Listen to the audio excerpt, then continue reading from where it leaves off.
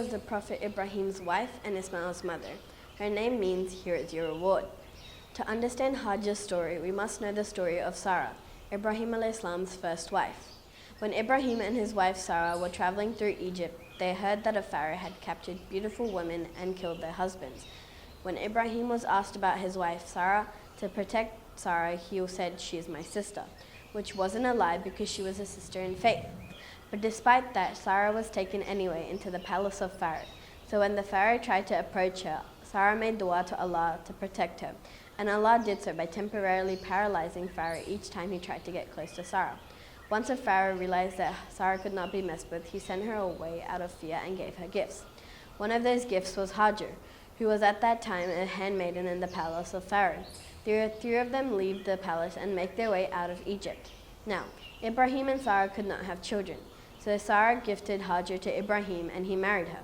It's important to note that Hajar was from the palace of Pharaoh and is not a believer. But after seeing the character and conduct of Ibrahim and Sarah, Hajar accepts the message of Tawheed. Ibrahim and Hajar have a son named Ismael. This news brings joy to everyone around them. However, Ibrahim receives the command to take Hajar and Ismael and take them to the place near the Kaaba, although its foundations were still buried at that time. At that time, Makkah was barren, there were no people, no water, and no vegetation, and there wasn't any discussion on how to mentally prepare Hajar for what was about to happen. Ibrahim leaves Hajar and Ismael as commanded to do so with a few dates and some water and turns away to leave without saying a word. When Ibrahim was leaving, Hajar said, "Oh Ibrahim, where are you going, leaving us in this valley where no one or anything else is around?" She repeatedly asked him, but he did not turn to respond. She asked him, "Did Allah command you to do so?" He said, "Yes." She said, "Then He, Allah, will not abandon us." This separation was painful and a mighty test for both Hajar and Ibrahim, but they were both following the commandment of Allah. Hajar's test was massive as she was left alone in a harsh environment. And for Ibrahim's perspective, this test was challenging since he waited so long to have a child. Ibrahim then walks out, and when he's out of sight, he turns around and makes dua. He says, "O Allah, I have settled some of my offspring in a barren valley near your sacred house, O Allah, so that they may establish prayer. So make the hearts of those believing people inclined towards them and provide them with fruits, so perhaps they will be thankful." Now, Hajar shows us what it means to have husn al-dan, or given the benefit of the doubt, because for her to even ask the question, "Did Allah command you to do this?" shows that she thinks there must be a good reason for Ibrahim to do what he is doing.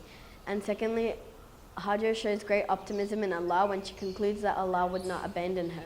This statement of hers is a beautiful application of a hadith Qudsi. Abu Hurairah anha narrates that Prophet Muhammad said, I am as my servants expect of me." Hajar knew that with yaqeen that Allah would not leave her despite the worldly situation of having to be physically abandoned in a deserted place. So now her son is crying. Since the food is gone, the water is gone, and now she cannot produce any milk for her son. She had to figure something out. She had to worry about herself and Ismael too. So she took it upon herself to look for resources. After running around back and forth from Safa to Marwa, calling out to any possible travelers looking for anything in the distance, she looks up and sees Jibril. He kicks into the ground with his foot, and from there the water of Zamzam springs forth. Hajar drank from it, and she nursed baby Ismael as well. This compensation for her optimism and taqwa reminds us of powerful words in Surah At-Talaq. And whoever is mindful of Allah, He will make a way out for them and provide for them resources they could have never imagined. And whoever trusts Allah, then He is alone sufficient for them. Allah not only provided Zamzam for Hajar and Ismail, but for the tribe of Jurhum, who eventually settled there, and for all of the people of Makkah and those who have visited from then until now. And for centuries, millions of men, women, and children have followed in her footsteps as they retraced them in Sa'i. During Umrah and Hajj, Allah answered the dua of Ibrahim to provide for his family that he left behind and to send Hajar and Ismail a people, the tribe of Jurhum, to establish a community for them. Hajar's reward is so massive and long-lasting that we follow in her footsteps today, adding to her scale of good deeds with every step taken on that sacred path between Safa and Marwa. Hajar taught us that the people we love might come and go, yet Allah always remains.